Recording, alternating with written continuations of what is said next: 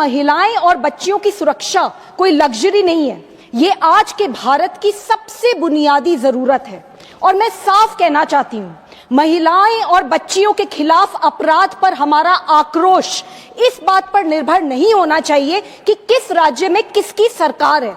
अगर देश के किसी भी कोने में किसी भी बेटी के साथ कुछ गलत होता है तो वो सिर्फ उस राज्य की नहीं बल्कि पूरे देश की बेटी है। आज एक लड़की जब स्कूल या कॉलेज जाती है तो उसके माता पिता दिन में कई बार फोन करते हैं, बेटा पहुंची या नहीं, लोकेशन भेजो, ठीक तो हो। ये डर किसी भी माँ बाप के मन में नहीं होना चाहिए। हमें ऐसा भारत बनाना है जहां बेटी को आजादी मिले, निगरानी नहीं। सर, एनसीआरबी के अनुसार भारत में हर दिन 90 से ज्यादा रेप के मामले दर्ज होते हैं। सर, साल 2023 में 1,77,000 से ज्यादा क्राइम्स अगेंस्ट चिल्ड्रन के केसेस रिपोर्ट हुए। सर, ये सिर्फ स्टैटिस्टिक्स नहीं है, ये हमारे बच्चों और महिलाओं की चीखें हैं। और ये सिर्फ दर्ज मामलों की बात है, असल संख्या सर हम सब जानते हैं इससे कहीं ज्यादा है।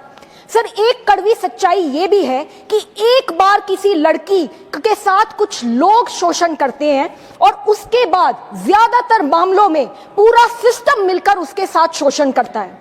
सर, 2018 में दिल्ली में एक 8 महीने की बच्ची के साथ बलात्कार हुआ था। आज 2026 है। अभी कुछ दिन पहले सर मैं उस लड़की से मिली, अब वो 8 साल की हो गई है लेकिन उसको अभी तक न्याय नहीं मिला। सर सोचिए, जिस घटना को वो याद भी नहीं कर सकती उसी के लिए उसे सालों तक कोर्टों के चक्कर काटने पड़ेंगे, बार बार गवाही होगी, बार बार ट्रॉमा होगा। सर, आज देश में 3 लाख से ज्यादा पॉक्सो केसेस कोर्ट्स में पेंडिंग है। फास्ट ट्रैक कोर्ट्स आज भी हर जिले में नहीं है और जहां है वहां भी फास्ट ट्रैक न्याय नहीं हो रहा है। सर, ये 8 महीने की बच्ची का केस भी तो फास्ट ट्रैक कोर्ट में ही चल रहा है। पुलिस जांच में कमजोरी, फोरेंसिक लैब्स में सैंपल सालों सालों पड़े पड़े सड़ जाना, पीड़ित बच्चियों के लिए सपोर्ट सिस्टम सिर्फ कागजों पे होना, यही वजह है आज सिर्फ 14.3% पॉक्सो मामलों में कन्विक्शन हो पा रहा है। सर, तारीख पर तारीख लड़की की कमर तोड़ देती है और वो सिस्टम के सामने हार मानने पे मजबूर हो जाती है। सर, ये किसी एक लड़की की हार नहीं होती, ये पूरे देश की हार होती है। इतना सख्त कानून और इतना कमजोर न्याय ये देश कैसे स्वीकार कर सकता है।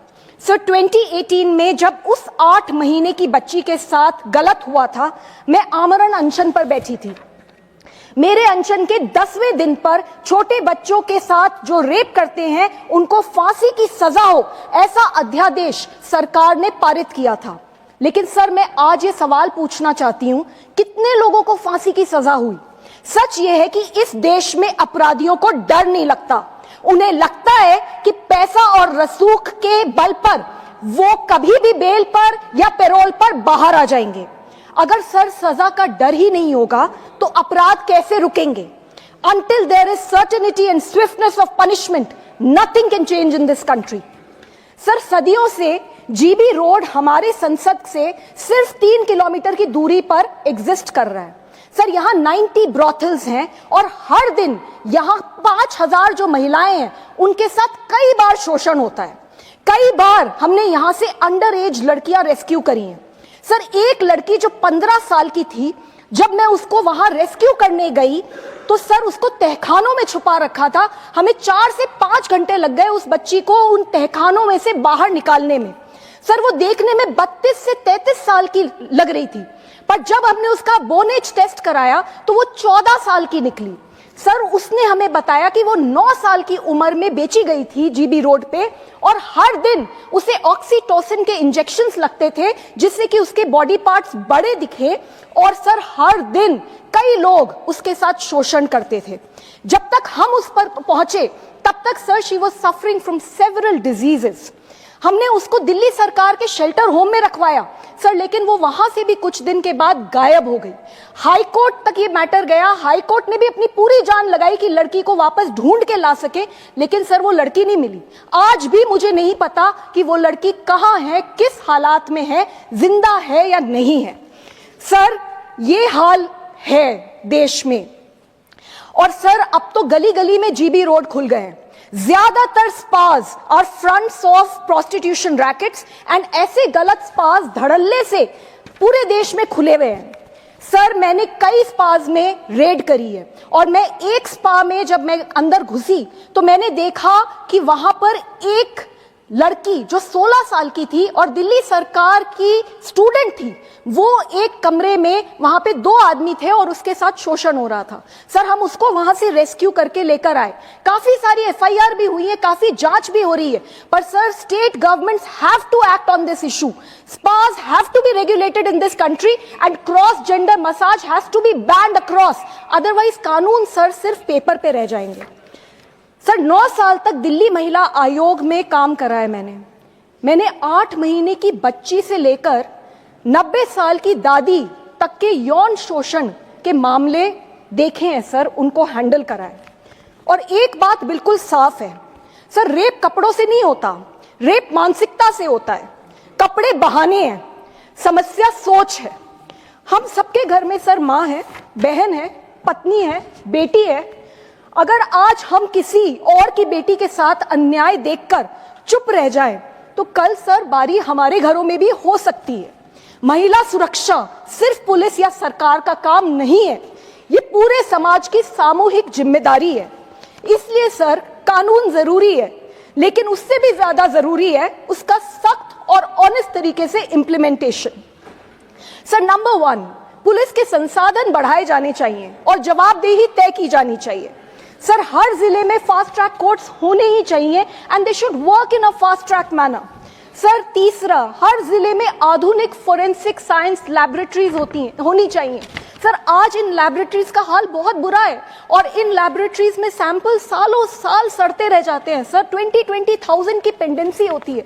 अगर फोरेंसिक सैंपल्स टाइम पे मिलने लग जाएं तो कोर्ट्स में सब कुछ फास्ट ट्रैक तरीके से होने के चांसेस हैं।